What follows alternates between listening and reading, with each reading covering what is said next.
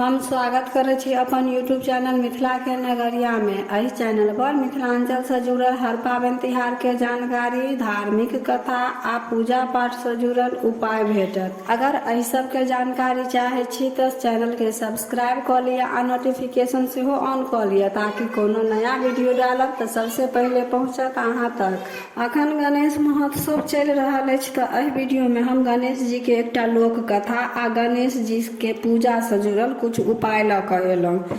अगर कथा सुननाइ प्रारंभ केलहुँ तो कथा पूरा सुनब। गणेश जी के कथा सुनला से जीवन के हर विघ्न बाधा गणेश जी जरूर दूर करतैथ। तो चलू आब कथा सुनी। ओम गण गणपतये नमः। एकटा गाँव में एकटा सेठ आ सेठानी रहै छलथि। सेठ गणेश जी के परम भक्त रहथि।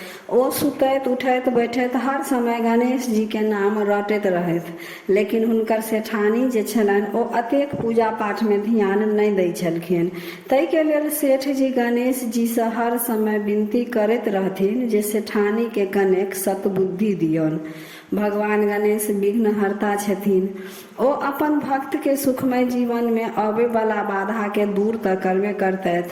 गणेश जी सोचे छलथि जे हमर भक्त के चेहरा पर जे उदासी अछि ओकरा कोना दूर कैल जाय। तब गणेश जी के एकटा लीला रचय के मन में विचार एलनि। ओ एकटा बालक के रूप में पृथ्वी पर प्रकट भेलाह। ओ पहिले पूरा गांव के निरीक्षण क क खेत खलिहान सेहो घूमे छलथि त गणेश जी के भूख लागि गेलनि। एकटा खेत में खूब बढ़िया लहलहाइत गहूम लागल छल।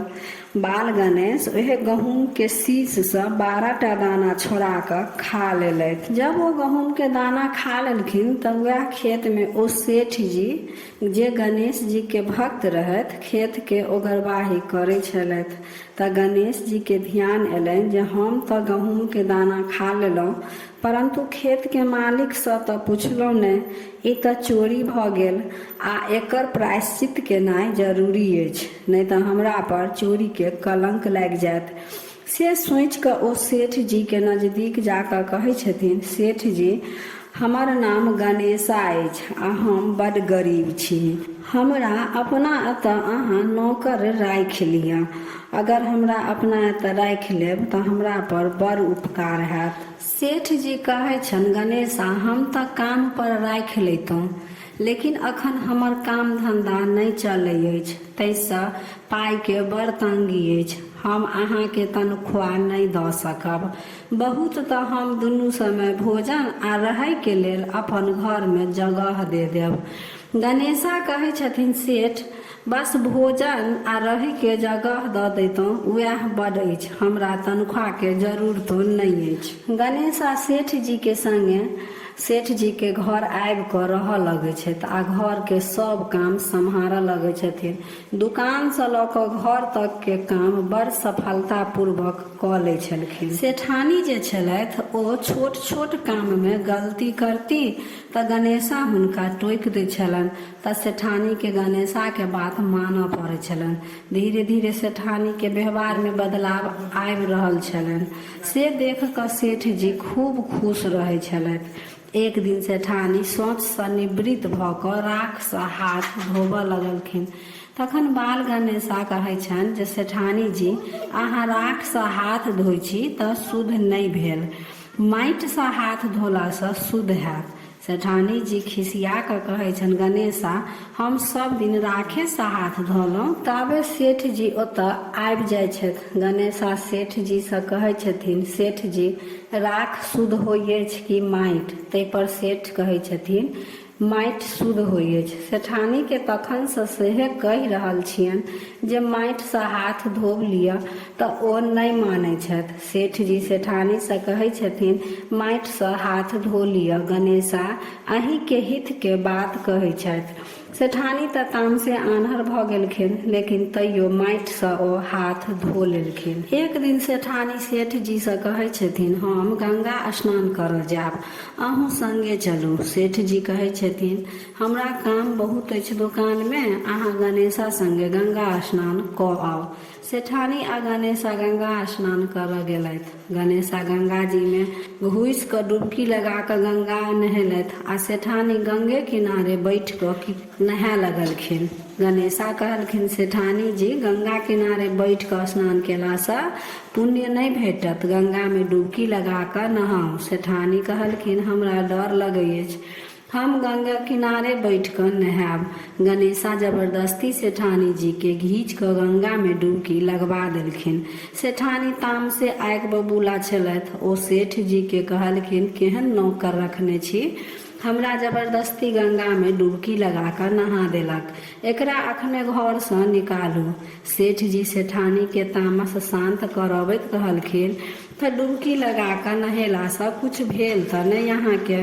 गणेशा ठीक कहै अछि, गंगा में डुबकी लगा कऽ नहायल जाइ अछि, किनारे बैठ कऽ नहेलासँ कोनो पुण्य नहि भेटत। गणेशा अहाँके हित के काम करै छथि आ अहाँ हुनका पर उल्टे तामस करय लगै छियनि। सेठानी के तामस शांत भेलनि। गणेशा अहिना सेठ जी के सब काम करऽ लगलथि। गणेशा के आबि गेलासँ सेठ जी के व्यापार सेहो खूब चलऽ लगलनि। एक दिन सेठ घर में गणेश जी के पूजा रखलथि। पूजा के तैयारी खूब धूमधाम से करलथि। पूजा के समय भऽ रहल छल आ सेठानी जी तैयार होबऽ में लागल छलथि। सेठ जी गणेशा से कहलखिन, पूजा के शुभ मुहूर्त बीतल जाइ अछि आ सेठानी अखन तक तैयार भऽ रहली, से कनि हुनका बजा लऽ। ताबे सेठानी आबि गेली। ओ खूब बढ़िया से तैयार भेल रहथिन, लेकिन साड़ी ओ कारी रंग के पहिरने छलखिन। गणेशा सेठानी से कहै छथिन, सेठानी जी, ई कारी साड़ी किया पहिरलहुँ? ई अशुभ मानल जाइ अछि, पूजा पाठ में तऽ लाल आ पियर पहनल जाइ अछि। सेठ जी ओतहिए ठाढ़ रहथिन। सेठ जी सेठानी से कहै छथिन, जाउ लाल साड़ी पहिर लिअ। सेठानी जी कहै छनि, हम आब साड़ी नहि बदलब। तब सेठ जी सेठानी के बहला फुसला कऽ साड़ी बदलवा देलखिन। सेठ सेठानी पूजा के सब तैयारी कऽ लेलखिन। गणेश जी के मूर्ति स्थापित करे के लेल आसन लगौलथि। ओहि पर गणेशा जाकऽ बैठ रहलखिन तऽ सेठ जी के खूब तामस उठलनि। ओ गणेशा के कहै छथिन, गणेशा, ई कोन काम केलहुँ? ई आसन गणेश जी के मूर्ति स्थापित करे लेल लगेने छी। हम तऽ सोचै छलहुँ अहाँ बड़ बुद्धिमान छी, लेकिन ई तऽ मूर्खता वाला काम केलहुँ। तऽ गणेशा कहै छथिन, अहाँ गणेश जी ला न आसन लगेलहुँ, हमही तऽ छी गणेशा। आ ओ अपन रूप में प्रकट भऽ जाइ छथिन। सेठ आ सेठानी दुनू हाथ जोड़ि प्रणाम कऽ माफी मांगै छथिन। सेठ कहै छथिन, प्रभु, हम नहि चिन्हलहुँ जे अहाँ हमर घर में साक्षात आबि कऽ रहै छी। हमरासँ अनजाने में बड़ पाप भऽ गेल। हम अहाँ संगे नौकर जकाँ व्यवहार केलहुँ। प्रभु, हमरासँ कोन गलती भेल जे हमरा पाप के अधिकारी बना देलहुँ?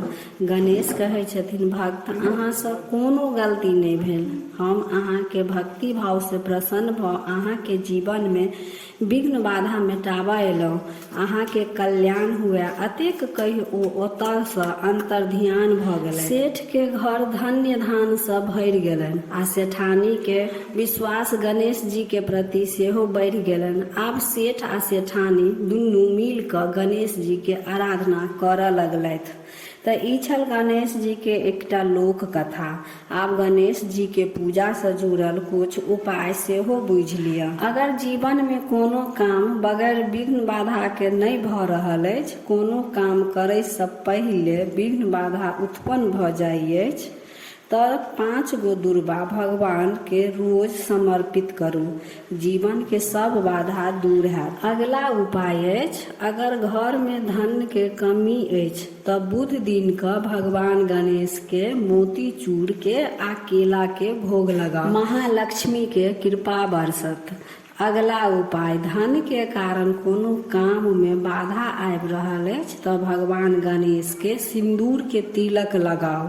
भगवान गणेश कोनो ने कोनो रूप में पहुँच कऽ काम पूरा करतैथ। अगला उपाय, अगर कोनो काम करे के लेल सही फैसला नहीं ल पाबै छी, चाहे वो घर के कोनो फैसला हुआ या व्यापार के लेल, आ अगर कोनो फैसला ल लेलहुँ ओहिके बाद वो गलत साबित होइ अछि, तऽ एहन स्थिति में गणेश जी के प्रतिमा के सामने घी के दिया सुबह शाम जलाउ। ई उपाय केलासँ बुद्धि तेज हैत आ सही फैसला लेबऽ में सक्षम रहब। तऽ ई छल गणेश जी के एकटा लोक कथा के संगे संगे कुछ उपाय। तऽ फेर एकटा नया कथा आ कुछ उपाय लऽ कऽ दोसर वीडियो में उपस्थित होइ छी। तऽ वीडियो केहन लागल कमेंट जरूर करब। नीक लागल तऽ लाइक शेयर सब्सक्राइब कऽ कऽ मैथिली भाषा के सपोर्ट जरूर करब। हर हर महादेव।